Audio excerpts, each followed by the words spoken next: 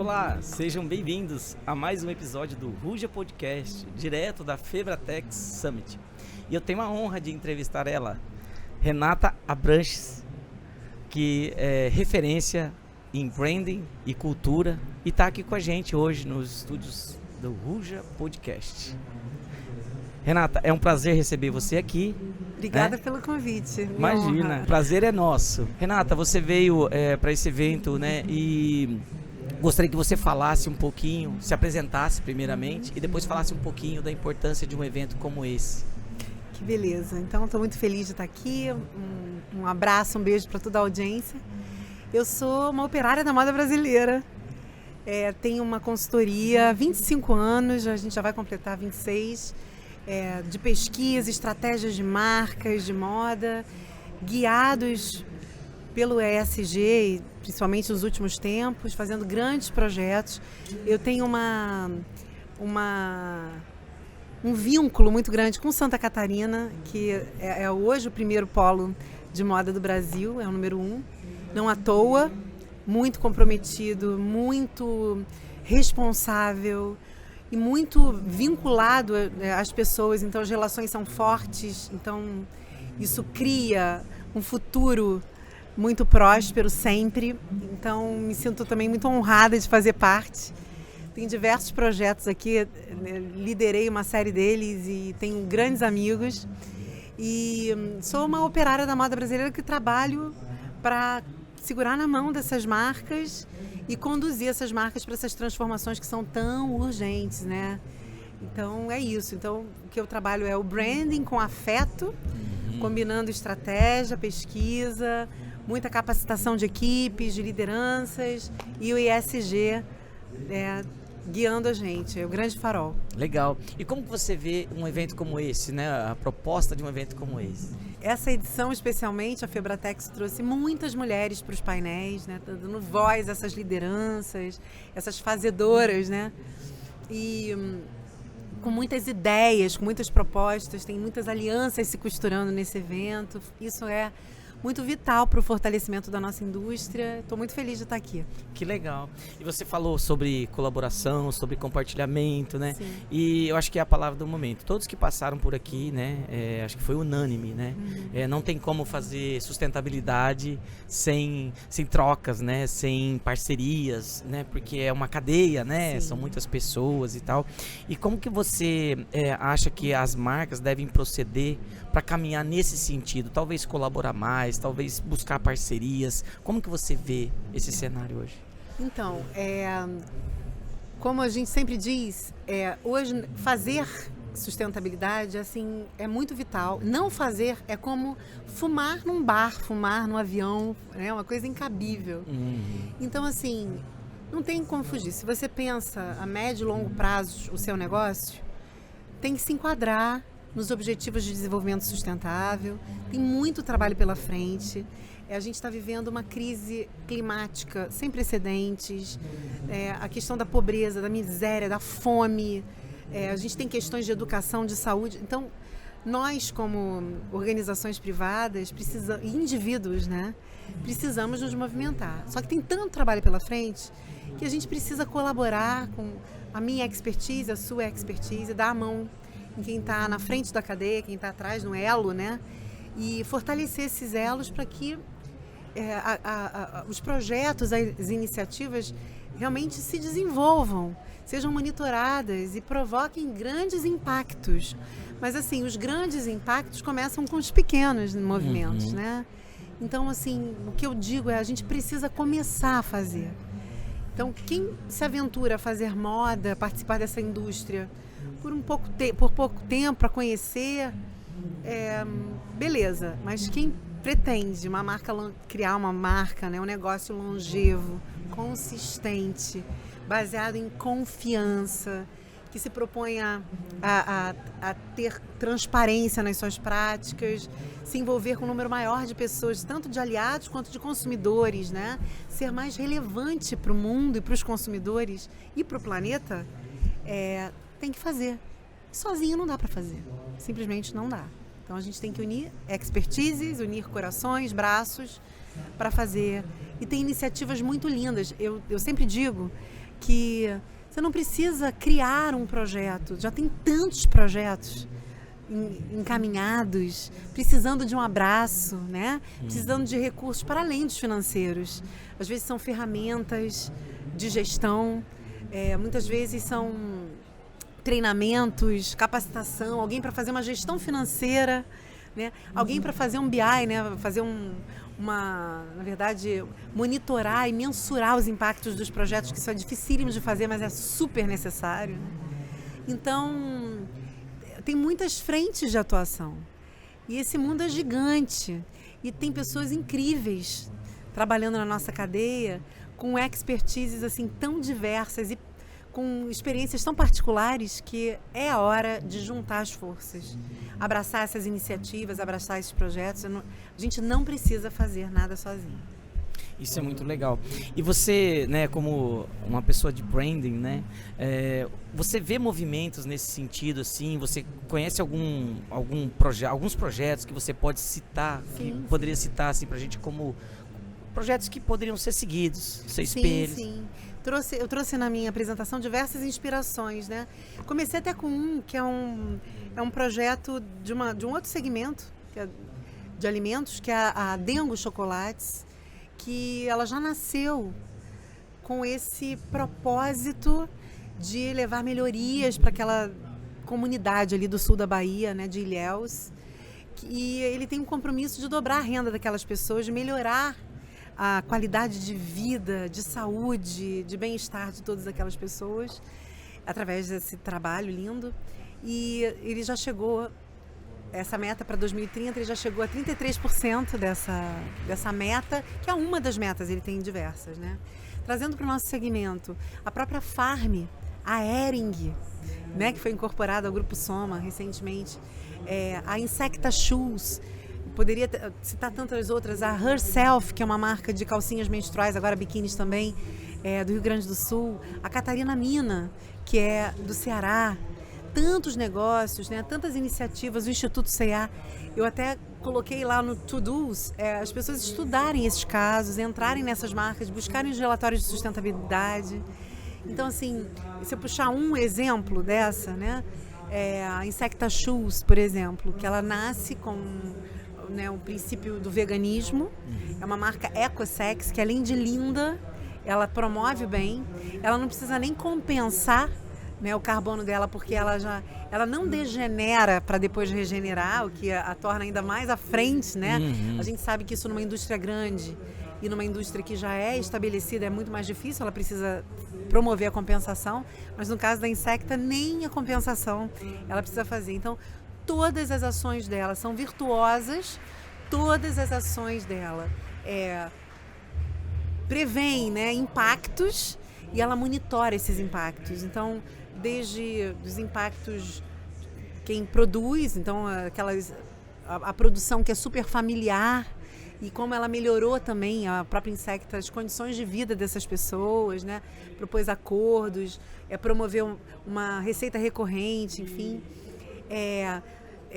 Tem uma transparência absurda. Foi a segunda marca de moda a abrir os custos. A primeira foi a Catarina Mina, lá do Ceará. Então ela abriu os custos, então com isso ela estabeleceu muita confiança, a reputação dela foi lá no alto. Ela tem consistência de marca, muita coerência de marca. E o ESG costura todas as ações dela. Cada iniciativa da Insecta tem um mapa lá, qual o objetivo de desenvolvimento sustentável que essa ação vai servir, né? Então, ela tem 5 ou 6 prioritários, mas no final das contas, quando você olha o todo, os 17 estão ali, né? Eles estão absolutamente interligados e ela acaba prestando um grande serviço a todos eles, né? E você vê uma marca que nasce hoje, por exemplo, né? E a gente fala muito que uma marca tem que nascer com um propósito, sim, né? Sim. Não existe esse propósito hoje sem um pensamento sustentável dentro dele. Sim, tem que ter. Esse é um ponto muito, muito importante. Que dica você daria, né, para essas pessoas que estão pensando em criar uma marca, trazer um negócio... por onde elas começam? Elas começam por isso? O branding e o ESG, eles são intimamente ligados, né? Um serve ao outro. Então, não existe uma marca nascer, ou mesmo se desenvolver, ou querer, ou visar ao longo prazo, ou médio prazo, pensar em perpetuidade, né? Uma longevidade, que não tem as premissas de sustentabilidade. E tudo começa no propósito, que é a razão da marca existir, né? Como que ela serve ao mundo? O propósito é isso. O propósito é uma combinação de como eu sirvo o mundo, para além do segmento, se é moda, né? Se é vestuário, se é alimentos, se é calçados, se é saúde, bem-estar, beleza, não importa. Como eu sirvo o mundo. E aí amanhã eu posso até mudar o portfólio de negócios, de produtos, remodelar o negócio, mas o propósito que vai ser a grande guia, né? A partir do propósito, a gente entende assim, como o meu propósito serve ao ESG. E aí uma marca que começa, primeiro tem que estudar os Objetivos de Desenvolvimento Sustentável da ONU, que é um grande guia do planeta, uma agenda urgente para 2030, que é amanhã, e entender que para cada ação, para cada movimento, produto, campanha, iniciativa, projeto que abrace, pensá-lo a médio e longo prazos, entendendo quais são os impactos. Então, quando você estuda os objetivos, você começa a entender como eles estão entrelaçados, como cada ação gera um impacto, e começar pensando assim, não degenerando para compensar. Quem está começando tem a oportunidade de já começar ajudando a regenerar, né? Porque você promove um estrago aqui e depois compensa. Isso é para quem nasceu há muito tempo atrás. Inevitável, né? É inevitável, não tem como evitar, né? Isso, mas para quem está começando, uma oportunidade de já nascer regenerativa, né? E, então, a primeira coisa é entender a razão da existência no mundo. Porque construir mais um negócio, mais uma marca, o mundo não precisa de mais um só negócio, para vender mais uma produto? Marca. Não. Né? O mundo precisa de uma marca, um negócio que se propõe a ser agente de transformação. Alguém que venha contribuir para as melhorias, né? Para tantas urgências sociais, climáticas, né? Ambientais, enfim. A gente precisa lembrar de que assim, não está tudo bem. Existe uma urgência. E então, abrir um negócio hoje, é claro que é muito louvável, muita gente abre, muita gente começa a empreender por sobrevivência. Mas eu acho que não há espaço, ou pelo menos a médio prazo, para uma marca que queira entrar só pelo lucro. O lucro faz parte, mas ele precisa estar equilibrado, o lucro e o propósito, né? O propósito, quando a gente fala de propósito, a gente já desenha todos os impactos que vêm relacionados com aquela razão de existir, né? E que sejam impactos positivos, né? Bom, o seu papel como líder em educação para moda sustentável, né? Você exerce isso já, é notável, né? Isso é percebido. Você pode contar para a gente sobre a comunidade Criável, né? Ela evoluiu e como ela pode se tornar um pilar de influência para a moda e para o brand? Ah, que legal. Então, o Criável, ele surgiu num movimento, tem um lema, mais que novas modas, novos modos. A gente fundou ali em 2018 e em 2019 ele se molda como uma escola de moda sustentável, uma plataforma de moda sustentável. E a gente escalou durante a pandemia, formou uma comunidade de 80 mil pessoas, acreditando nessa nova moda, né? Fazendo por ela. E mais recentemente o Criável se tornou pilar de sustentabilidade da nossa empresa, Renata Branches Branding, né? Então ele vai ter um papel 100% social. E a gente vai criar agora o primeiro projeto autoral social do Criável, que chama Mais Mães na Moda, com o objetivo de encorajar, capacitar e emancipar mulheres, mães, que estão na necessidade de empreender, entendendo assim, por sobrevivência, por propósito, né, dentro da nossa indústria. A gente vai dar todas as ferramentas, são muitas mentorias, muitas aulas, a gente vai entrelaçar com um curso que é o Empreender na Moda com Consciência, que é aplicado pela Bárbara Mative, fundadora da Insecta Shoes, uma marca que eu muito admiro. E fora isso, a gente tem o apoio assim, de muitas empresas e muitos especialistas que vão compartilhar seus saberes com essas pessoas. Também vamos ter um apoio psicológico, um apoio clínico, né? Então, é muito interessante que é o cuidar dessas mulheres para elas se sentirem realmente fortes, preparadas para essa emancipação, né? Para essa liberdade econômica que é tão necessária, né? A gente tem muitos assuntos para falar aqui, mas eu gostaria que você tocasse falasse um pouquinho sobre a calculadora de moda ESG. Legal. Então, ano passado, 2022, no início do ano, tive um encontro muito importante com a fundadora da Bicoses, é um marketplace de moda sustentável, que tinha uma metodologia muito interessante de recrutamento das marcas que iam vender lá. Então, nesse momento da curadoria, ela fez uma espécie de calculadora para aferir o nível de sustentabilidade dessas marcas. Era algo lindo e muito valioso. Eu falei, meu Deus, que ferramenta interessante de gestão. Porque tem aí grandes grupos e pequenos também quebrando a cabeça para primeiro fazer um diagnóstico, né? E existem diversas certificadoras que têm um assessment, uma primeira aplicação, mas não voltado para moda. Eu falei, vamos criar. Então a gente criou junto uma ferramenta diagnóstica para que as marcas, as empresas, os negócios de moda, e nessa primeira versão ela é voltada para vestuário, para que entendam, depois a gente vai ampliar para calçados, para bijuteria, serviços, Sim. outras, mas que entendam qual é o nível de sustentabilidade, onde eu me encontro, é o momento do diagnóstico, porque a gente só consegue tomar decisões a partir do momento que a gente sabe onde a gente está, né? O que a gente precisa deixar para trás, onde a gente precisa caminhar. Então, esse é o papel, ela é complexa, no entanto, ela é simples de ser respondida, né? Ela é muito objetiva e é para todo mundo, para todo tipo de marca, uma pequena marca, uma organização já média, um grupo de muitas marcas, e a gente tem conversado, e a gente já vai implantar em algumas grandes do varejo, aplicando esse diagnóstico na sua cadeia produtiva, ou seja, para os seus fornecedores, né? Então, muito interessante, ela pode aplicar para si ou para a sua cadeia produtiva, ou ambos, né?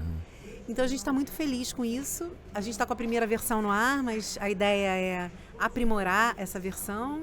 E a gente está costurando algumas alianças, algumas instituições muito renomadas de ensino, academias também aprovando. A gente vai conseguir fazer uma segunda versão. E essa primeira versão já está disponível? Já está disponível. Está disponível. Você quer passar calculadora moda. Vamos lá. calculadoramodaesg.com.br. Renata, como ser sustentável, né? Cumprir a agenda e ao mesmo tempo ser rentável, né? Ter lucro? Ótima pergunta. Tem uma pesquisa da Kantar Purpose de 2022, se eu não me engano, que, quer dizer, encerrou ali em 2022, que por 12 anos monitorou um grupão de empresas, né, de capital aberto. Então, além das ações terem valorizado muito, o crescimento das marcas que eram percebidas como marcas de alto impacto, né, de impacto positivo, marcas que levam seu propósito às últimas consequências para melhorar o mundo, o crescimento delas em 12 anos tinha a média de 175%. Olha só. Aí reduzia drasticamente, era o dobro da que tinha a percepção média. Esse grupo de marcas, Nike, Google, GE, Toyota, são algumas que eu lembro agora. Então, as que tinham, então, esse valor percebido, o valor do impacto positivo, do propósito trabalhado até as últimas consequências, né?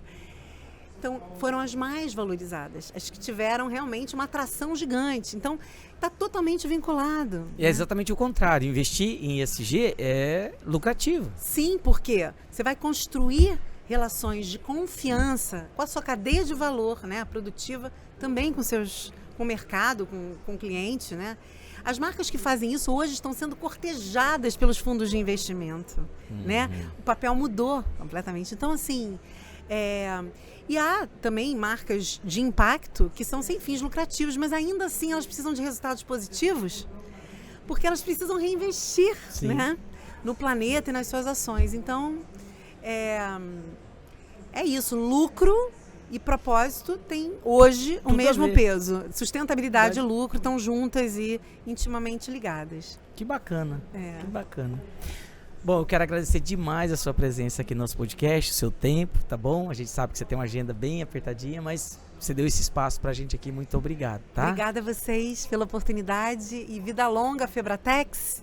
Isso, E Débora. um abraço a todo mundo que se aventura aí pelo texto, pela moda. Tamo junto. E assim nós encerramos mais um episódio do Ruja Podcast, direto da Febratex Summit. E lembre-se sempre, na selva, ruja!